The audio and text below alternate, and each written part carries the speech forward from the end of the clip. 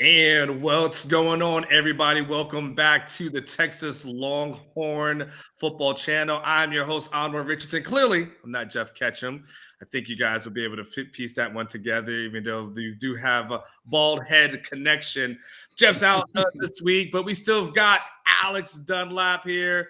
We got Cole that is filling in here. We got Jason Suchomel here. We got most of the crew that is going to be here. So, hello to everyone. Oh, and I'm sure Alex would appreciate this. We have allergy season here in Austin, which is probably more prominent than any of us right now. Correct, Alex? I don't know. I've had an interesting set of circumstances with my allergies. They'd gotten so bad that I went and saw an allergist last year who told me that I don't have any allergies. So, well, you spent so many podcasts, some like these things complaining about allergies and pollen and all these things. You saying you don't have allergies? I think I just have two kids with really, really grimy hands. I think I was just always sick. Maybe. Jason, do you remember all the times that he would get on here and complain about the high counts? Oh, yeah, the pollen counts and bitching and moaning and cussing up and down. Yeah, you did that for no reason, huh? Yes.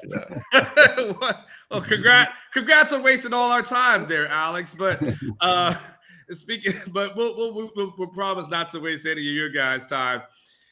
Alex, clearly we've got in. I guess today was Thursday, so this will be at least their eighth practice, if my math is correct.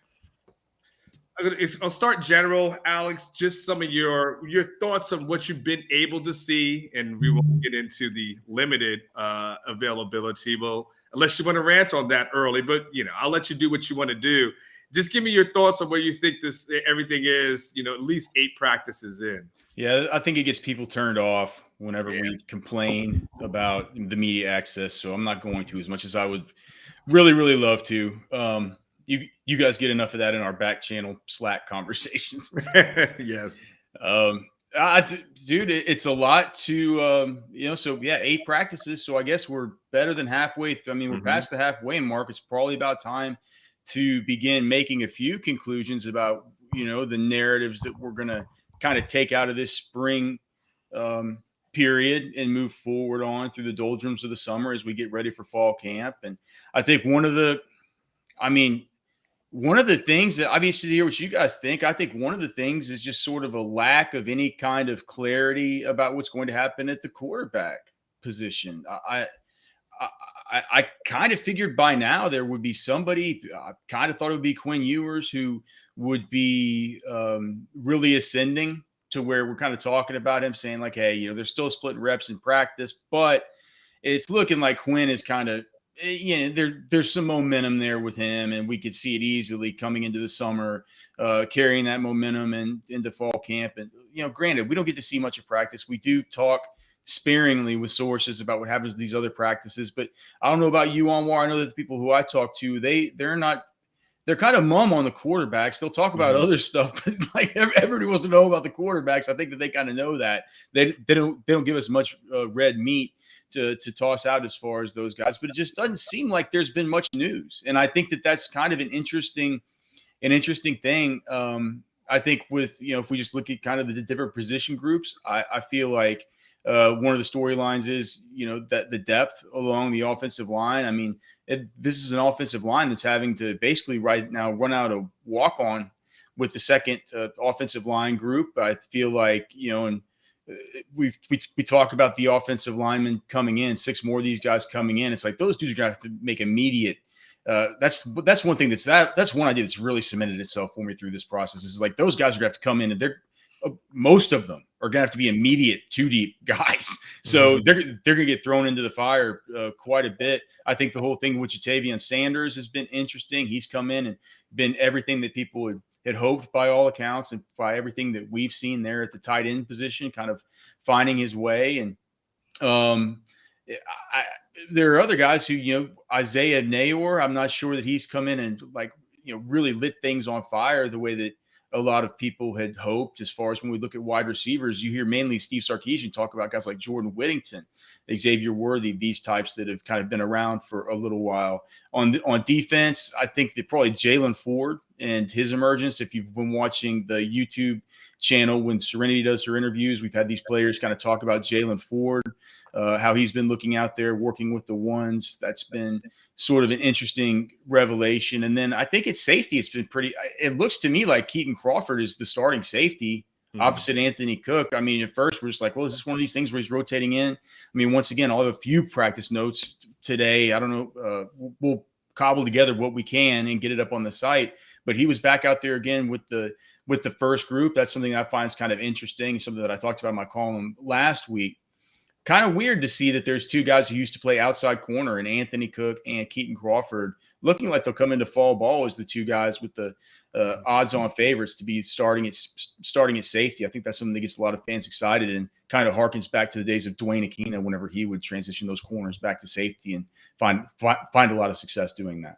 Well, let's do this then. Guys, let's basically, which is we'll do strengths and weaknesses, right? So, Jason, I'll start with you, and let's just talk about strengths, okay? Because and let's get into what we think the challenges of this team is, because I think Alex has perfectly outlined some of those challenges, and I think he's done a great job. So, let's start from the strength portion, Jason. When you see this team, what is it? You think is it running backs?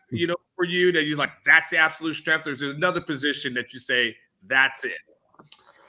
There aren't a lot, if I'm being honest. I mean, I hate to be Mr. Debbie Downer here, but it has to be running back, right? With, of course, Bijan, Roschon. You got good depth there with Keelan Robinson, Jonathan Brooks, of course. So you've got four capable running backs. But, I think there's pretty good depth at wide receiver. I know Alex mentioned Nayor. I mean, I heard he had a really good day last Saturday at the practice and produced really well.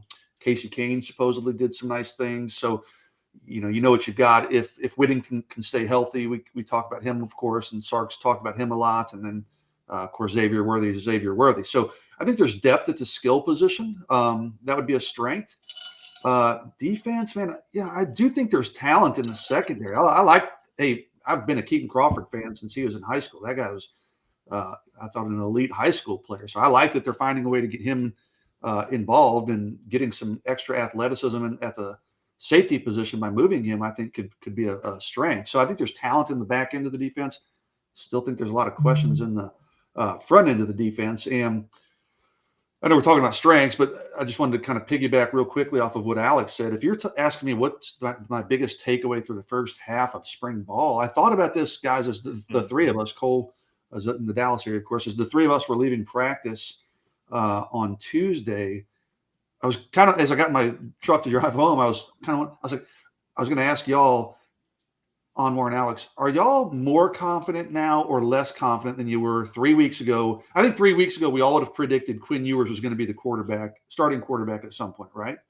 Whether it be this spring or in the summer. Yeah. Mm-hmm. Do you feel better about that prediction, or do you stronger about that prediction or less stronger? The challenges with that one is we haven't heard enough about Hudson Card being lights out, where you would say, oh, okay, there's this much separation between the two, right? It's still, you still kind of hear about it we hear about the challenges that Quinn has had in practice, but I think it's easy to rationalize that, to say he's been on campus since January, timing's always going to be an issue.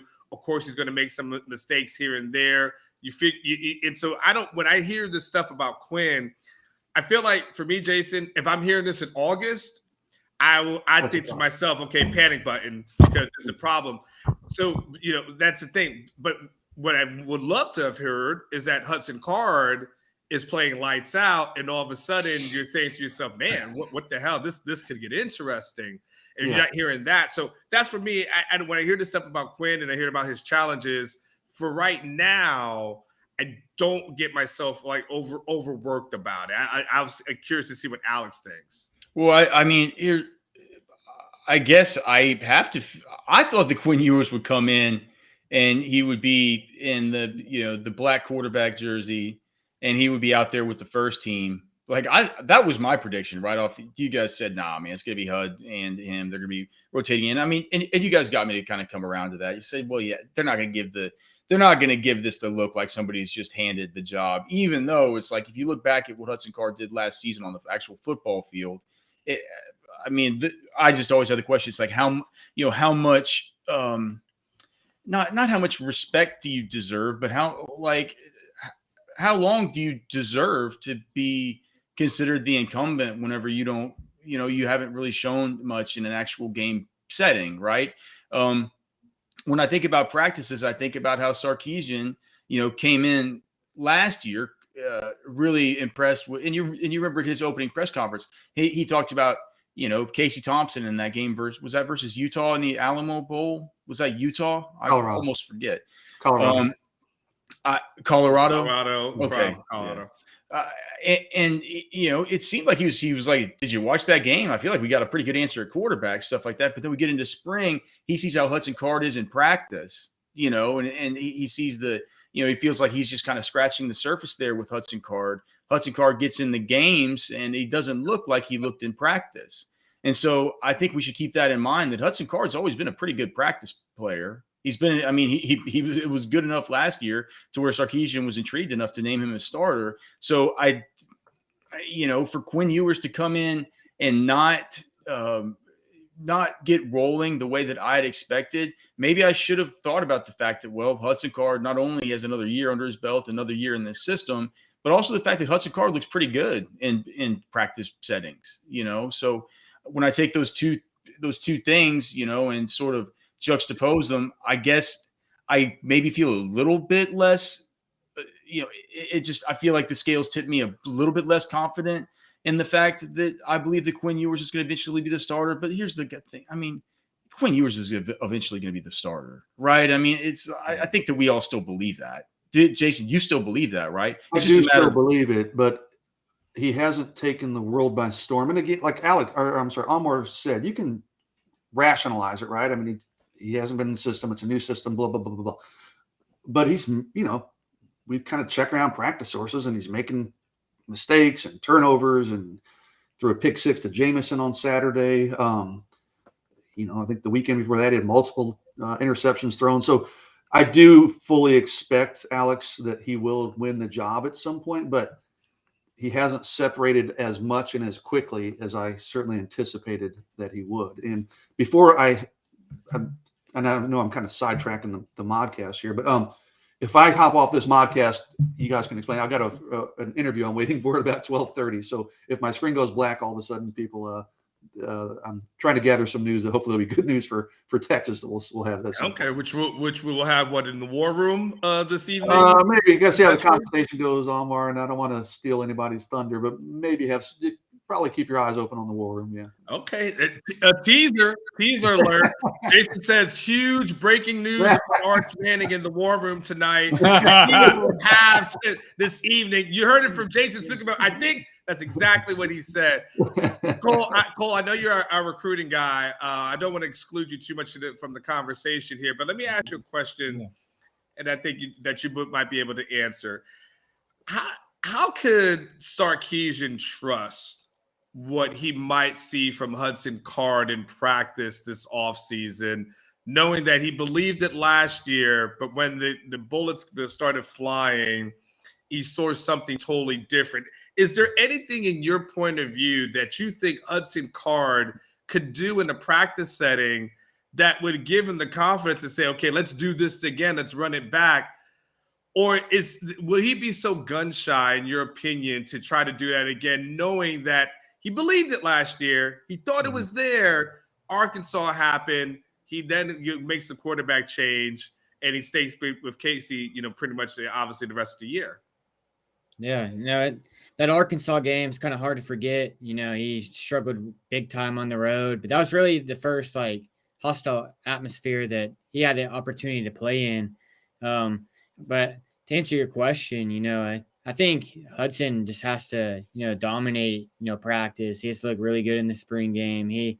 I think he has to make sure that there's no question who the better quarterback is, because if it's close, if it's a tie, then like you said, it's going to be hard for Sark to, overlook that and go with Hudson, especially when Quinn, is, the hype guy, the guy that transferring from Ohio State. Everybody thinks he's going to be the answer to the quarterback position.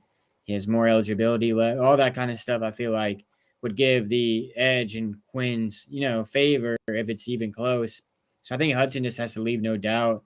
He has to take advantage of all the opportunities he's getting. He has to, connect with the wide receivers in practice. He has to master the playbook.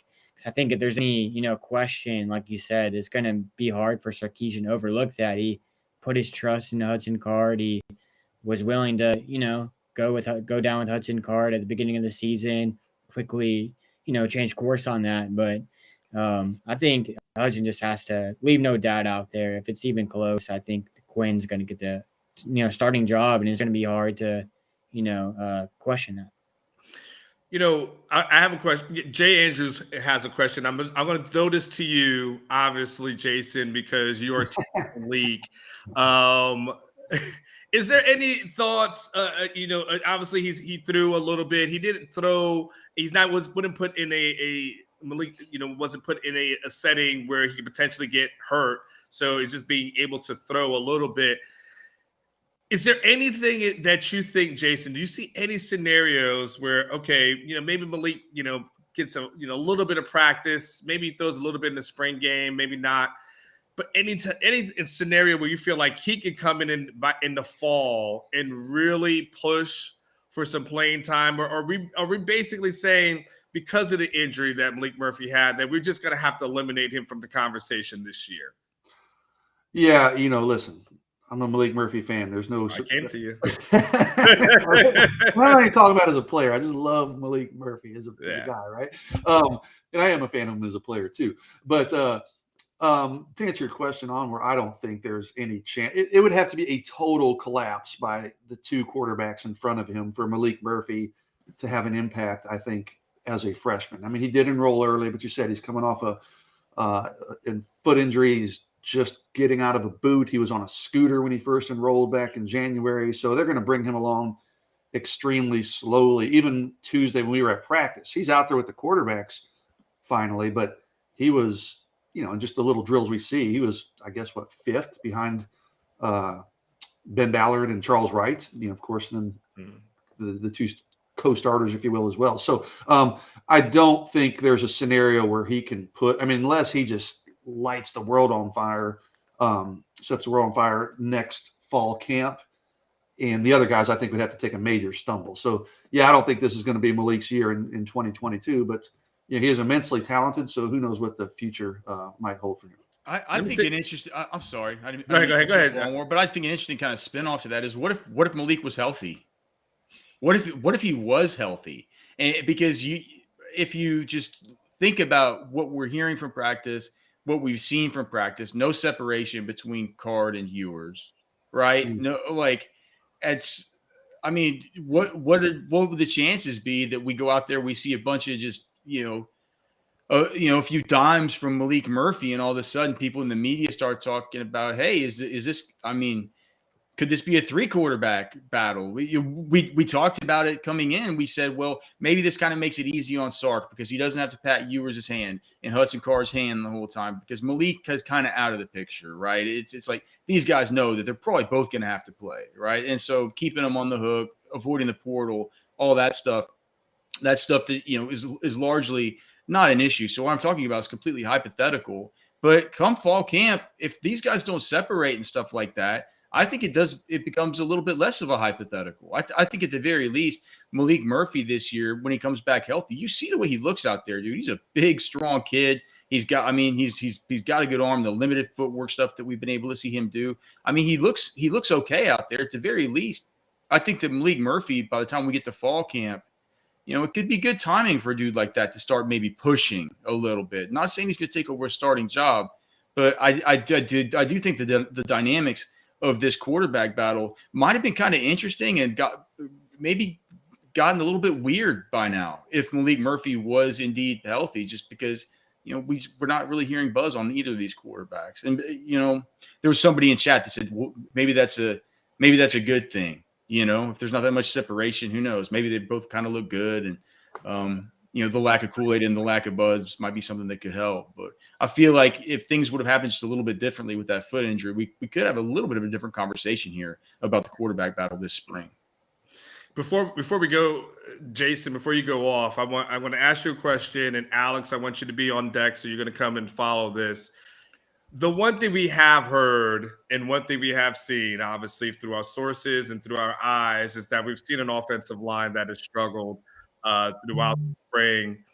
Jason, the question I have is, has the spring kind of taught you or made you feel like this thing is all about getting all these young recruits that they've signed on campus this summer and trying to find if there could be one or two guys that can plug in? Like, because it seems to be, the one thing that Sark keeps talking about, he talks about the lack of depth that's on the offensive line. Now, we can give him a little bit of pass because you got a small number of guys who are, coming in and out, and, and Alex talked about a walk-in that's there. Your concern level, and is it really about, for you, this spring has told us it's really about the summer and the fall as relates to the offensive line? Yeah, I don't think good question on more. I don't think anything we see this spring is going to be too indicative of what we're going to end up seeing in the fall. I mean, the cavalry is coming, and how quickly can those young guys get acclimated and up to speed?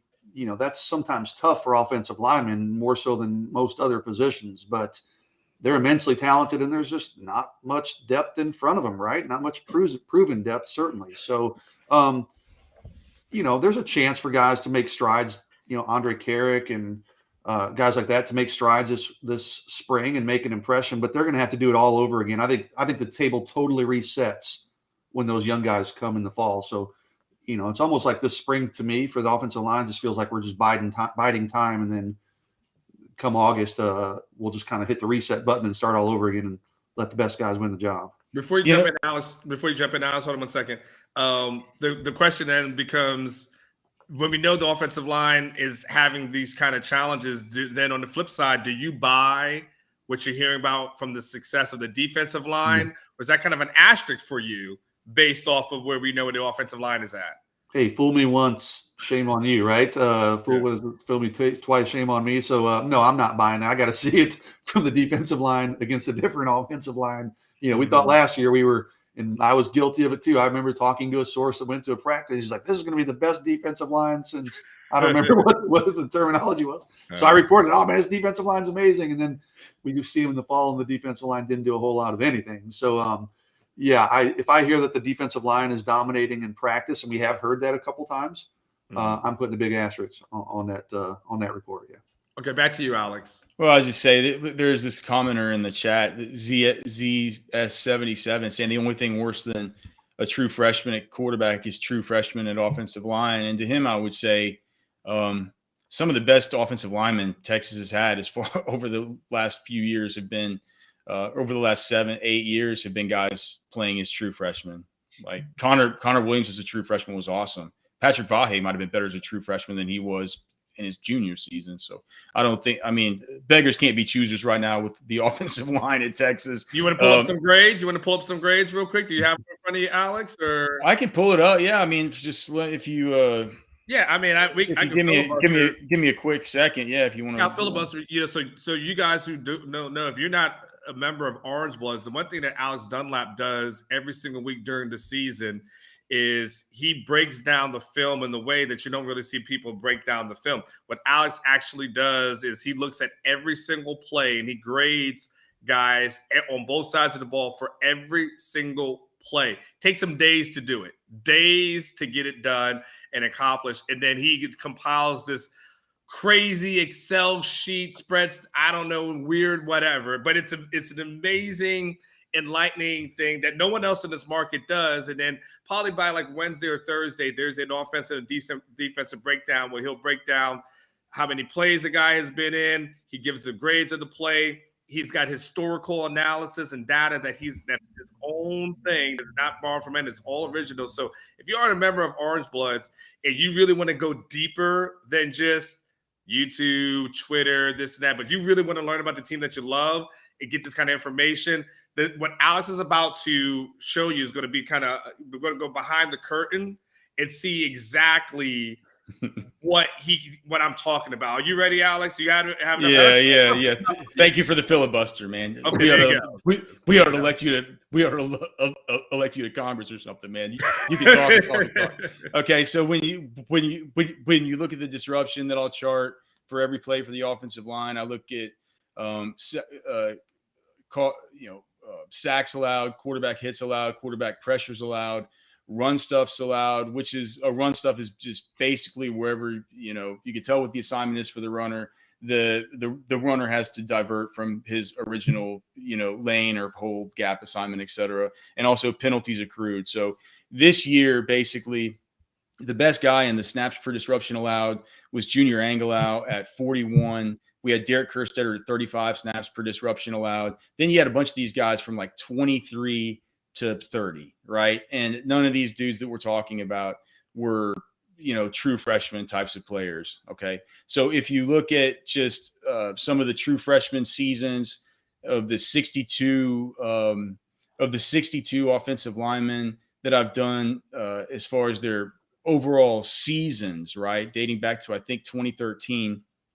So we had Connor Williams as a freshman. He only allowed disruption once every 32.1 snaps. That would have been good for basically the third best on this offensive line, with the worst being Andre Carrick, who allowed disruption once every 15.47 snaps. So, I mean, Andre Carrick last year allowed disruption basically at double the amount that Connor Williams did as a freshman. As far as what, let's see, where did Patrick Vahe rank as a freshman?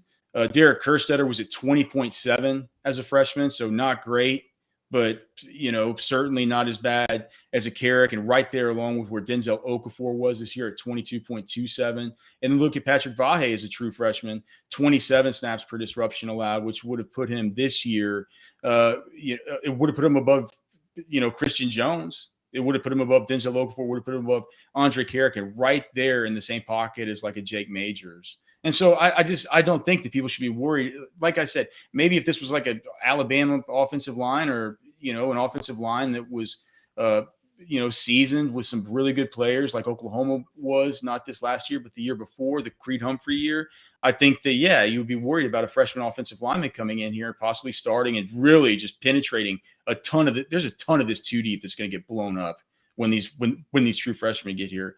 I would just say, the two things. One, the numbers I just told you, freshman offensive linemen over the course of the last, 9 years back to 2013 have, some of these guys have stood out as being not very bad. I mean, the worst has been Zach Shackelford as a freshman, disruption allowed every 20.7 snaps. So I wouldn't be that worried about it. But the second part of that is, who else are you going to put in?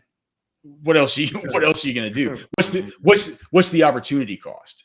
And just the opportunity cost just isn't there. The cost of taking somebody out of the lineup it's not a high cost at all. Okay. Not to mention real quick, Alex, these guys coming in are more highly regarded than any of the guys that you mentioned. So if you're basing it on anything, they're probably going to perform better than those guys that you just mentioned, because they're just more talented prospects. So check this out. So, by the way, I guess I was supposed to say certain things like this, like hit the like button, hit the subscribe button. I was so excited to get into all our information and all our conversation. I forgot to tell you guys to hopefully do the basics, which was hit like, hit subscribe, hit share, like all these kind of things as we continue with this conversation, as we're talking, kind of about spring football. We're kind of in the offensive line, and we're waiting for Jason to take this important phone call. That's maybe we get stood up, man. No. Yeah. Reminding you of your dating life in high school, Jason. Just phone never rang. Just waiting for that. I think it's actually a high schooler that he could be waiting on a phone call for. It is, dude. So damn kids. Exactly. That would speak volumes. Alex, I'll go back to the question that I asked Jason a little while ago, which was, is this spring basically about waiting for these freshmen to really get here in the summer and start hitting the ground in the fall? Is this what has been your takeaway from what you've been seeing so far? No, man. I think this spring is about getting in as many good practices with these guys as you possibly can. They need work. So, I think that obviously the biggest injection into the program is going to be what happens this summer. But no, man, this spring is about continue. These guys are halfway done, man. They need to put their head down and they just need to get better. They need to be a better football team. They need to be better coaches. They need to be better players. They need to execute better. And so for me, it's like you play the hand you're dealt. This spring they're a little bit thin in some spots. You go in there, you get better. And I do feel like once the summer gets here, the team will get better though with these really good players coming in. Is there any guys on the offensive line that you've seen so far, whether it's through the eye test or through your sources, that have stood out? I mean, is it a Junior Anglau? Is it Hayden Connor? Is it Carrick? I mean, is it, what are you seeing? Is there some positives that you've seen so far? Yeah, I mean, I like Hayden Connor. I mean, I've talked about it before. I think that he continues to look good. You put the one negative comment up there, and you ignored the 5 other this thing's been going great comment. All right, Rock. I know Catch pays your bills, but damn, dog, you gotta do us like that. Anyway, come back, Alex. Yeah, I mean, I haven't. We haven't seen enough practice, really. Just we haven't seen enough. We haven't seen inside run drills. We haven't seen team drills. Like the practice that we get to see is stretch, 2 periods of special teams, and then 1 period of group and position stuff where we get to see him hit a sled and stuff. I mean, with Coach Flood's guys, it's a little bit easier because whether we're in the stadium or whether we're at Denny's, they're right there in front of us. So you can see him interacting with them. You can see what they're learning. You can see what it is they're doing, but it looks it's really hard to gauge. And you get different reports, about the defense looking good. I'll have some notes today, about, offensive line and some of the things that somebody had passed along to me. And I'm sure you guys might have notes you'll pass along to me that we can kind of put together into, try and cobble together some kind of practice report from this close practice today. But it feels like things are kind of up and down, and it's just kind of, you're having to judge based on what you've seen. And I guess if you're asking me based on what I've seen, I feel like maybe that's a little bit of an incomplete grade right now, but it doesn't feel like there's any of these guys that in what we've been able to see have, really popped off as looking better. And then we also just take the context clues. Christian Jones got moved to right tackle. To me, that says something. It says like, hey, we're looking for something new at left tackle. We're looking for something new at left tackle. And there hasn't been enough improvement, or we don't foresee enough improvement to where we're going to keep Christian over here. So we're trying Andre Carrick for now. If we got to move Christian back, that's going to be an indictment. It's going to say, look, we were hoping for something better, and we didn't get it at left tackle. So I think if you just kind of take clues like that away, you take away some of the notes like Jason said about the defense, for a lot of these practices kind of looking a little bit better than the offensive line, I hesitate to say that any of these to come out and say, hey, look, dude, so-and-so's turned a corner.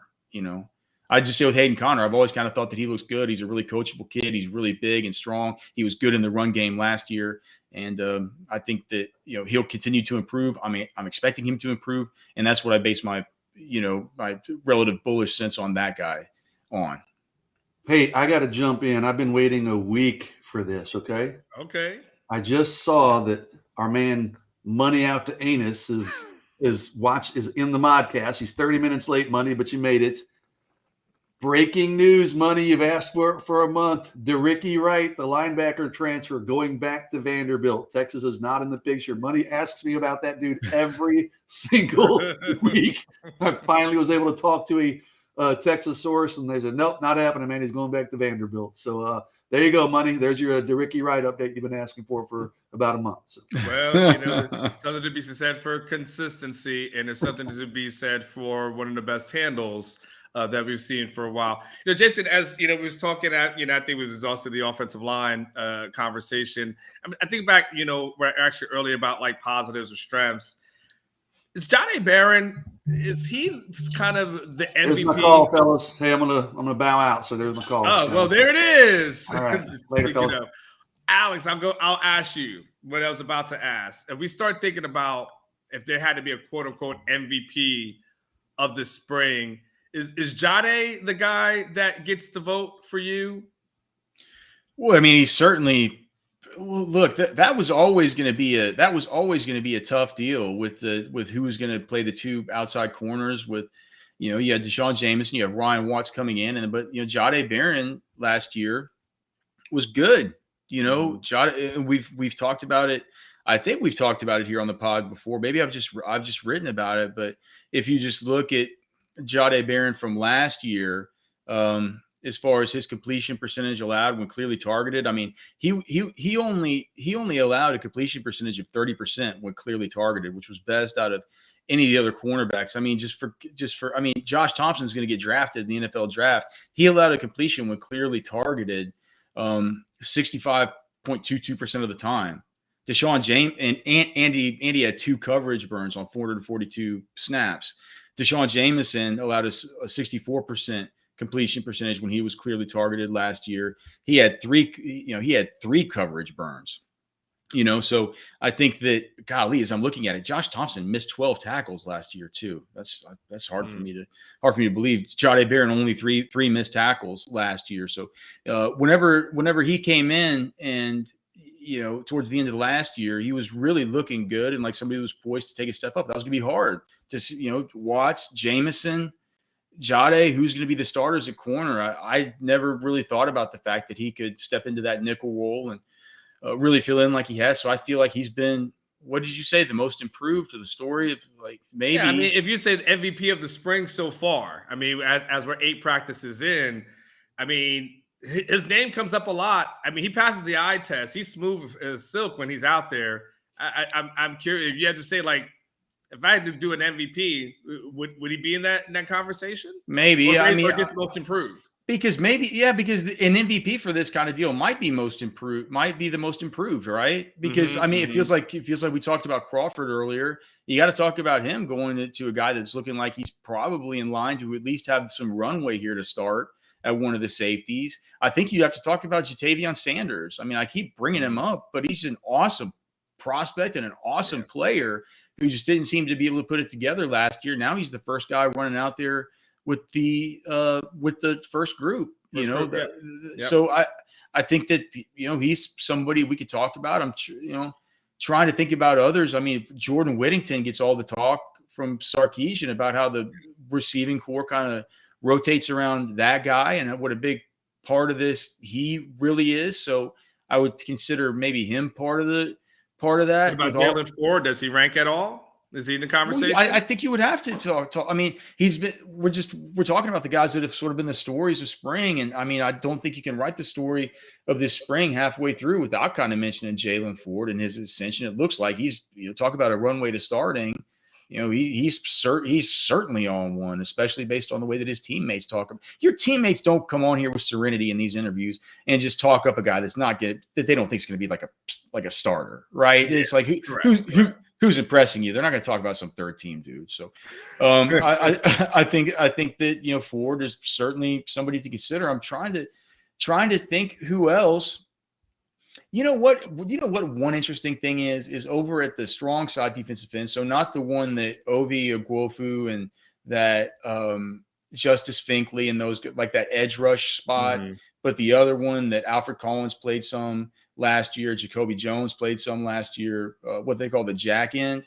It feels like at the jack, Baron Sorrell, number 88, has been out there a ton with the first group. That wasn't something that we were really expecting. I mean, that's a guy who flashed a little bit last year, but then through the course of the season was just really relegated because what it was, if I just look at the defense, let me look at my defensive player participation. Okay, so Baron Sorrell last year, how do you spell? Is that with a Y? He has a Y in his name. Okay, so he was starting in the it was in the Rice game where, of course, a ton of backups get to play in that, right? He saw his first action, 35% of snaps. But then the next week versus Texas Tech, he saw 51% of snaps. Versus OU, he saw 28% of snaps. Then after that, no more than 12% of snaps for the rest of the season, whereas versus the last 3 games of the season, KSU, West Virginia, and Kansas, he didn't play a single snap at all. And what happened was he was really exposed in that Oklahoma game where he played the 28% of snaps for having a little bit of a core strength issue. And so some of those initial flashes that we saw out of him where he was getting up to 51% snap percentage versus Texas Tech, that's substantial. I mean, he had to have been playing well and flashing pretty well. and he's a young man in college and one of the best strength and conditioning programs in all of the land. Clearly, he probably has put on some strength. For him to be out there and running with the first group at an important defensive end spot, that's kind of a big deal. I know everybody talks about O'Shawn Mathis, and if he comes here, then well, of course that whole thing gets blown up. But I think maybe even off the radar kind of guy we could talk about would be Sorrell, like just simply because he wasn't a dude who we were expecting to be rotating in pretty heavily with the first group. The last thing I'm going to ask you about from a football perspective, and then we'll have Cole just kind of jump in for some recruiting talk. Cole's been sitting there very patiently as our recruiting guy. But we'll definitely talk a little bit more. We've talked about a lot of guys who we've shown most improve, and I think there's been a lot of good story. I think you've hit on a lot of them. A lot of things you're going to have some in the war room this evening. Alex, last question for you though. Who are the guys that, with only a few practices left, a couple of weeks before the spring game, who are the guys that you say, okay, they're going to have to use the next few practices to really step up their game? If they don't want to get lost in the shuffle, they don't want to get lost in the mix, they don't want to get buried on the depth chart, who are some guys you got to say, hey, like in order to qualify for the conversation, right? It has to be somebody who you was expecting to be in the two deep that you think maybe they're falling out just a little bit, from there. So do you have any guys on your radar, Alex? Benji's, comment, is it a guy like Hullaby who, we've heard nothing about, we've heard everything about, hey, this linebacker room is thin. They need to get some more guys in. And so what do? They move him to be like the fifth string running back. So is he one of those guys that kind of comes to mind? I'm looking at this other comment. This dude's Marlon Toll saying Alex talks like he's going through the worst divorce ever. What is that? I wonder what that means. Hope that's not a bad sign for me. Well, I mean, Alex, from my understanding, you're pretty happily married, right? So. Oh yeah, marital bliss. Onward, never better for sure. Yeah, I go through more divorces than anyone else on the staff, Marlon, and I'm the happiest guy. So go figure. Do I talk like somebody going than anyone else, and that could be the reason why. Yeah, I don't know. I mean, Hullaby for sure. Well, are we talking about guys that really need to turn it on if they want to be contributors this year? Or guys that really need to turn it on because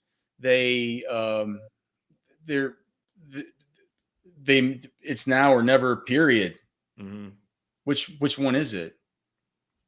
I mean, you go with every way you want, Alex. I think don't let Marlon throw you off, man. You go back to your game, man. He just says that I sound sad as he said, you sound sad as hell, man. Do I sound? I'm probably one of the happiest guys I know. Okay, but I do think Marlon Toll got me on tilt, dude. You're right. Hullaby for sure. Anytime that there's a mid, practice type of, mid, spring practice type of position change, that's probably a little bit alarming. Another guy that's had a position change, Sawyer Gorham Welch. I haven't seen him really mixing in much, even with the second group, as far as the offensive line. I mean, he's going to need to get something going here. I mean, he definitely has some runway to figure out a way to get onto the two deep with the way it stands right now. I mean, there's only 10 of these guys on scholarship that are healthy right now. And then let's see others. JD Coffey, he needs to do something at the safety spot. He's sort of, he started out that first day of spring, he was out there next to Anthony Cook with the ones at safety. He hasn't been with the ones from everything that we've heard and seen, basically since that first practice. JD Coffey was an awesome prospect coming in. I feel like it's kind of becoming a little bit of a now or never thing for him. Vernon Broughton, we'll have a little bit of something from him in practice notes today, but he's a dude who, I mean, people were expecting monstrous things out of him. I mean, Alfred Collins, to some degree, I feel like it's sort of the same. He's going to get a shot to start. We've seen Moro Ojomo was a little bit banged up to start camp, but it was Alfred Collins out there next to Keandre Coburn playing at that defensive tackle with the 3 technique. And is he going to come on? I mean, I remember when Alfred Collins came to Texas and I was talking to him outside of Moncrief when we were stalking these dudes like Cole and Jason do after the camps. Alfred Collins was talking about how this was a place where he could really see himself for the next 3 years. And he made sure to say 3 years, like he was, 3 and out. He's going pro. Yeah. It's kind of, one of those things. Well, we could definitely see him kind of turn it on. There's a lot of depth on the defensive line that those guys need to do. You got you have Keandre Coburn, you have Moro Jomo, you have Alfred Collins, you have Tavondre Sweat, you have guys like Myron Warren, even, a lot of these, and there's probably, I get Byron Murphy. There are guys I'm probably even forgetting. There's a lot of depth there. It's about time some of those guys step up. So I'm not sure. I would say it's a now or never type of situation. But certainly, with those guys, it's time, man. It's time to make a little move here to insert yourself as an impact player on that defense. I feel like they have the talent. They certainly have the size. They certainly have the juice. But based on what we saw last year from opposing run games and opposing offenses, there's a lot of improvement to be had there. What about Deshaun Jameson? Yeah, well, yeah. I mean, Deshaun Jameson. I mean, he came back for a lot of reasons. I'd say one of them was probably the NFL told him that he has a lot to prove. Mm-hmm. So I mean, who am I to go against what the NFL told him? I mean, if we're talking about a guy like Jameson, you could say the same thing for DeMarvion Overshown. He needs to get better. There was not a level of that defense. There wasn't a position on that defense that really stood out that we say, they had it on lock last year. I'd say the closest anybody got to that was Anthony Cook, who played nickel, and he's at a completely different position this season. All right, Cole, you've been waiting patiently. I do appreciate you hanging in there as long as you did. Cole, I've learned a ton. It's good. Good. Listen, if you let Alex talk and don't think that if you could just ignore tone and not worry about what's going on in his personal life, you get a lot of good information. And that's just how Alex talks. Alex is just straight laced like that. There was a big recruiting weekend last week. It was back to back big weekends. Obviously a couple of weeks ago you have Arch in. That's a major one, but I believe Ruben Owens was in. Jonte Cook was in filming some sort of documentary of some sorts, which is very interesting for a high school recruit. But in the age of NIL and trying to build your brand, social media, he may be ahead of the times as far as we're concerned. So we might just be, I'm old, Alex is old, and you're getting there. You're young, So what? Give us your rundown. Give us some impressions of some things that we need to know. Everyone needs to know over the past recruiting weekend. Yeah, as you mentioned, 2 weeks ago they had Arch Manning on campus, and they had Jonte Cook was there as well. So he made back-to-back visits to Texas, which is pretty big. Obviously the Rivals 100 receiver out of DeSoto, Texas. Like Anwar mentioned, he had a camera crew following him around, which, like you said, in NIL, that's pretty smart. You might as well build your brand before you even get to college. But yeah, he was on campus. El Campo running back Ruben Owens was on campus. Those are two huge, Texas targets, and both have, a good relationship with Arch Manning. There's some thinking that if Arch commits to Texas, it's only a matter of time before those two guys follow. So Texas is in good position there. Jonte is also, heavily considering Texas A&M, Alabama's another school that's in the picture. Ruben Owens has his choice of programs as well. But Texas is doing a great job. Jonah Wilson, he's a 4-star receiver out of Decatur, Houston area. He told me that Texas is pretty much telling all these recruits, we beefed up the trenches in the 2022 class, on the offensive line, the defensive line. So this is the class where they want to get the quarterback. They want to get the skill guys. I think Texas is doing a really good job at doing that. They're in the picture for a lot of elite talent, wide receiver, running back. Obviously, Arch Manning doesn't really get much better than that. But yeah, they had a huge weekend. And it looks like they're in really good shape to, get some commitments here soon. Obviously, Jason's on the phone with, a recruit that Texas, feels pretty good about. And there's some other guys that they're in the picture with that they are hoping to get back down for the spring game in April. What about Anthony Hill? What can you tell us about that, Cole? What kind of updates can you give us? Yeah, Anthony Hill was on campus. He's a believe he's When, the when number one was he? linebacker. When was he here? By the way, was that this past weekend? Yeah, he was on campus this past weekend. There's actually a picture going around with him and Jonte Cook and Reuben Owens all together on the practice field. But yeah, he's the number one linebacker in the nation out of Denton Ryan. Big time player.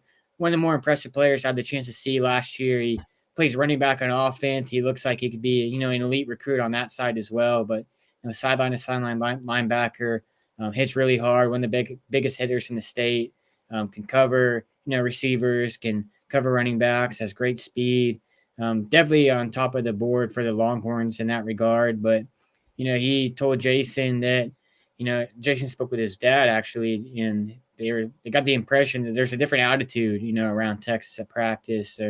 More guys are competitive. They have a different demeanor about them than they did last year. And that really stood out to him. He's looking for a program that he can come in and compete for championships, can win some games. And obviously if Texas can get him in the boat, that'll go a long way in upgrading the defense. Yeah, definitely one of the top guys. I think Texas is right there with, A&M and Oklahoma. Those are really the three programs that are in the mix for the Denton Ryan linebacker. When you talk to these recruits, Cole, sometimes we've seen this, and Alex can definitely attest to this, that sometimes when the program struggles, we start seeing recruits taking a wait and see approach. I just want to see what this team does. Mm-hmm. When you talk to guys, are you sensing a wait and see that guys want to see what happens this season before recruiting or before committing? Or do you sense that didn't really phase them? Like the same way it didn't really phase the 2022 class. Are you sensing that? Or what are you seeing from the 2023 guys so far? I believe with some guys, especially at the skill positions, they do want to see the offense open up a little bit more, have more success. But with Xavier Worthy having a freshman year that he did, with Quinn Ewers coming in with a cachet he has, I think there's some guys that have their eyes open. Bijan Robinson's definitely making it easier for guys like Reuben Owens to consider Texas. I think there's a good mix. I think a lot of the guys that Texas is in is waiting to see what Arch does, to be honest. If Arch waits it out, then you can see some guys wait it out. If he goes ahead and commits this spring, be it Texas, anywhere else, you can see some guys follow him as well. I think they do want to see, Texas win some games, obviously, but I don't think it's going to be the end-all, be-all factor. I think, like I said, I think with Jonte Cook, I think him watching Xavier Worthy having the year that he had, knowing they have some quarterback talent coming in with Quinn Ewers, with Maalik Murphy, Hudson Card's already there. I think that helps a lot. I don't know if everybody's waiting to see what they do, because I don't think a game or two really matters. But if you get in deep down, closer to signing day, I think a good season could kind of push Texas over the top for some of these guys. So one of the last things I'll ask you, and then we'll get into some, some parting shots of some of our closing thoughts here. Cole, just know you can talk about anything that you want to at that moment. And typically that's usually when it goes off the rails. How important is it, do you think, to get guys on campus for the spring game?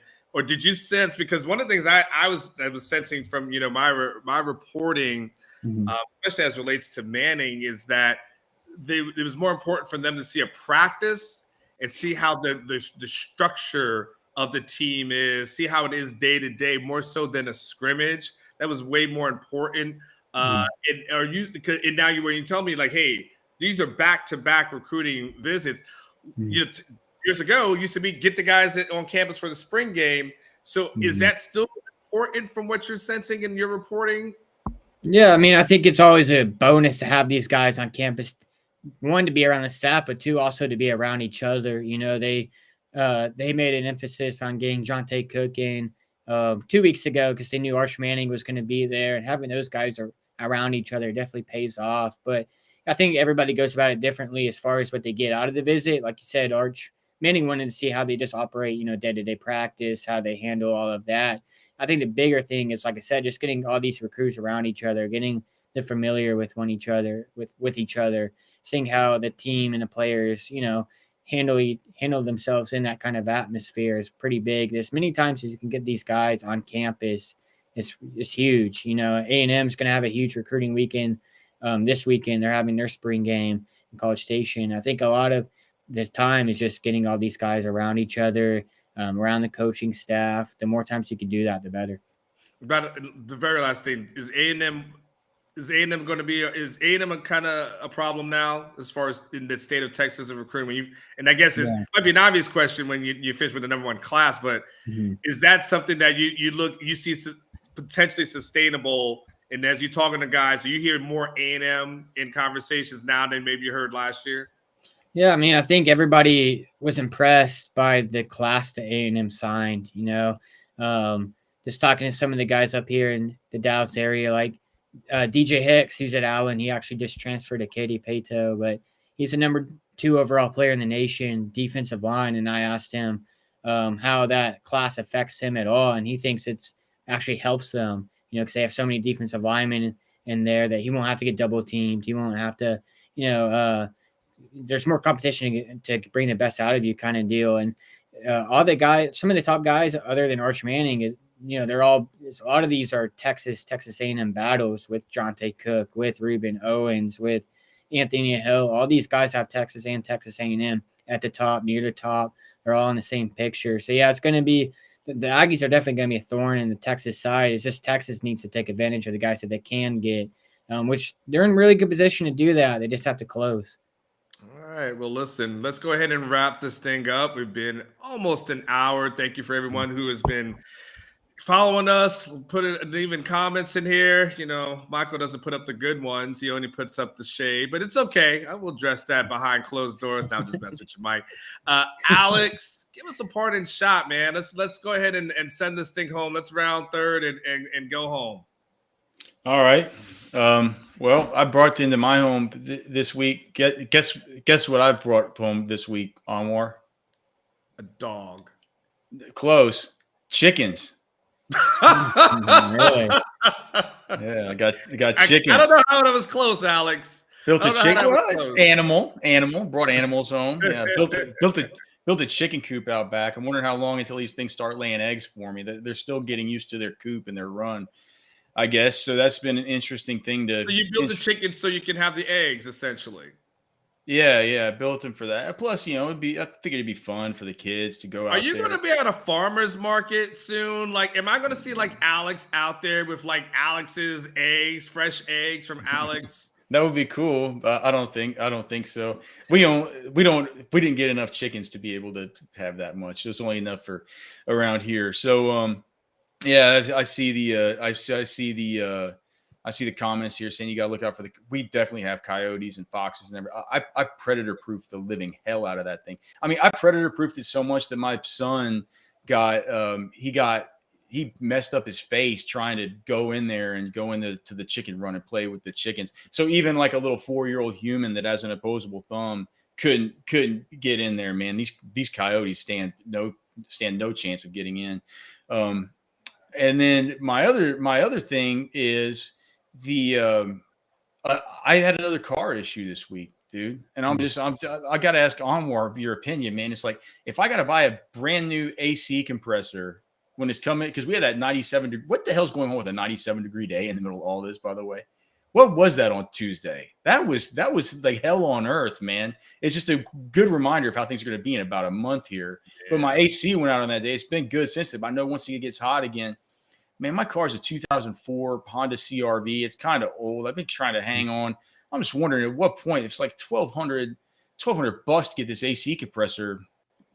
It's like, at what point do I maybe just need to get a new car? So, man, you don't want a new car in this market, Alex.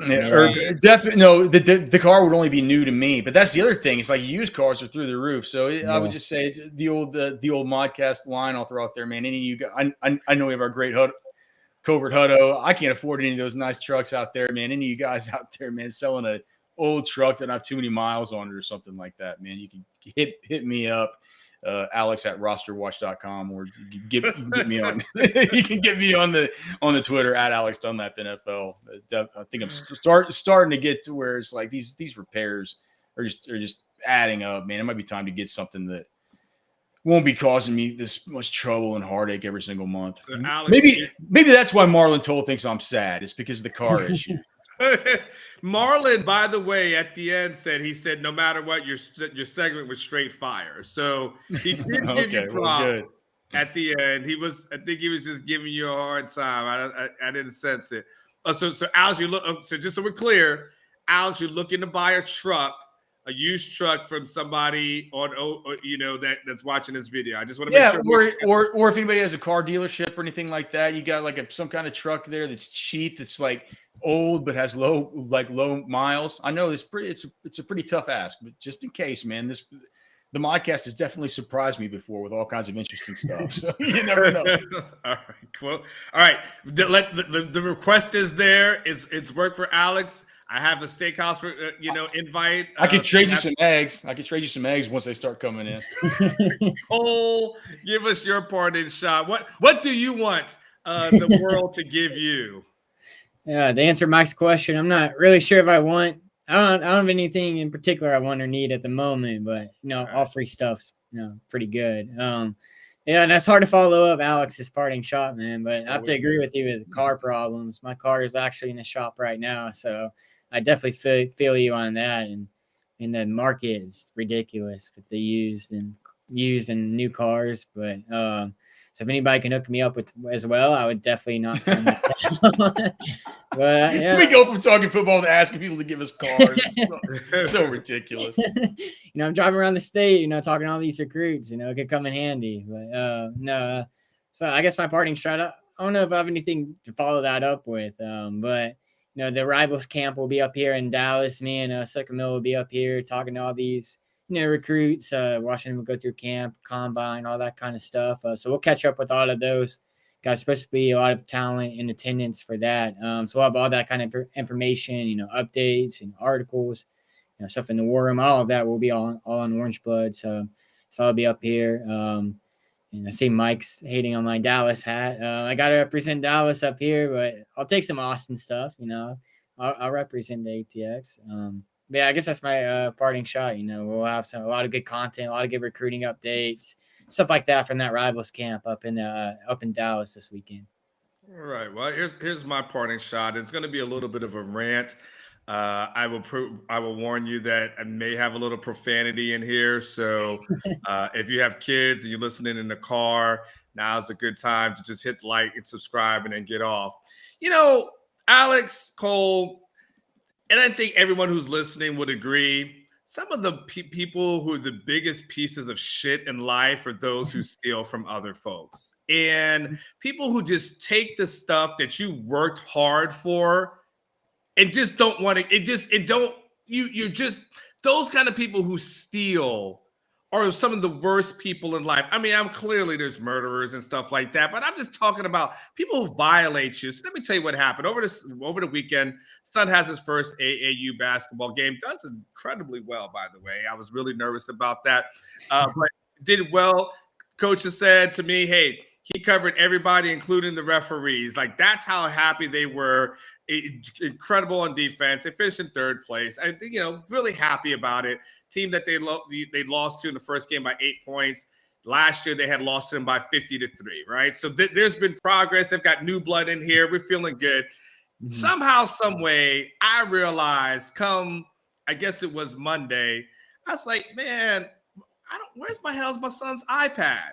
I don't know where the hell this damn thing is. And so there was a transfer, he went to his mom and so on and so forth. So I go and get on the iPad and I start to do the tracking thing to try to find out where it is.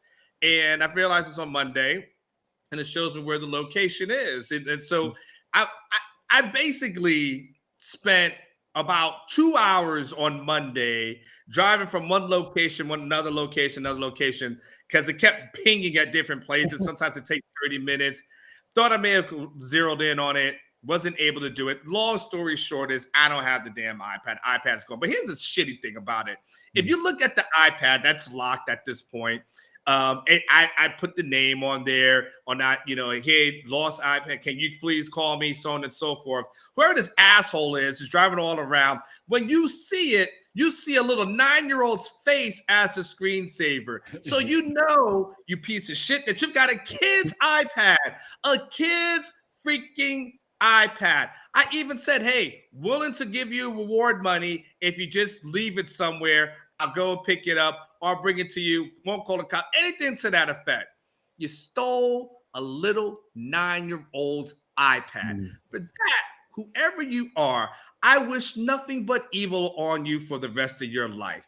I'd wish nothing but bad on you for the rest of your life. I hope someone takes something that belongs really important to you, because that iPad for a child was like his life. It's like it's like stealing a kid's bike. You know how hard it is when you steal a kid's bike? It's like you just took away their damn everything. Man, let me tell you, I'm glad and be glad that I did not catch up with you, because I was ready for you. Trust me, because I went from the point of trying to be nice to like, you're gonna catch that smoke. Didn't catch you. The iPad's locked. There's been no pinging. There's been no activity for the past couple of days. It's a dead issue. But to you, thieves, people who steal, I find you to be repulsive. And I wish nothing but evil on you for the rest of your life. You're messing with the wrong person. Oh, trust. Trust. Sometimes when you go after those thieves, Anwar, you could be like the dog that catches the car, though, man. I remember my mom's car got stolen out of the front back when I lived on the east side. My mom's car, she just came in real quick. She left the keys in there. Some opportunistic dude stops, gets in the car, just takes off. She was just coming in to pick something up just real quick. It must have happened. He must have just seen her because she was only inside for 45 seconds, a minute. And I did this stuff wherever I was like, shit. So I tracked the phone. Was tracking the phone. I was chasing, trying to find where this dude was all around town. I ended up finding him, and I'm like, well, what am I going to do? I'm not armed or anything. I call the cops. I tell the cops that this dude's armed. So, and he's running around. He gets out of there. He sees me. We end up back at Highland Mall, and by the time we got there, I had a helicopter overhead helping. Oh, wow. Helping. Yeah, man. So you just need to get the cops involved next time. You need to say that cops don't come out in Austin. They don't come out for crimes like that. Remember, I got my gun stolen, and I couldn't get a police report because that's they just tell you to dial 311. But trust, trust. I was ready. I was strapped. I was ready to get that iPad back. So it was not an issue.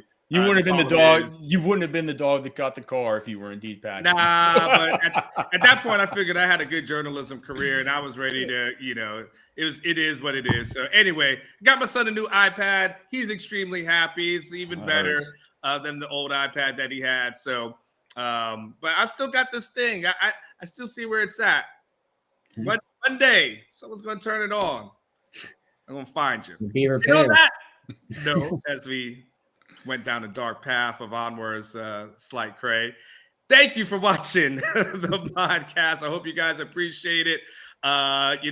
There's no Jeff Ketchum. Suchomel popped off a long time ago, but Alex provided some great analysis, got into it, but then became friends with Marlon. Cole got it, and Cole was able to give us some great information. You guys were able to hear my iPad rant and how much I hate people who steal things from others. I got another, man. There's another thief story, but it'll take too long. That some other stuff has happened to my son on the other side. But hey, make sure you can check out all the good content that's here on the Texas Longhorn football channel. We put out video after video after video after video in order to make sure that you guys are happy.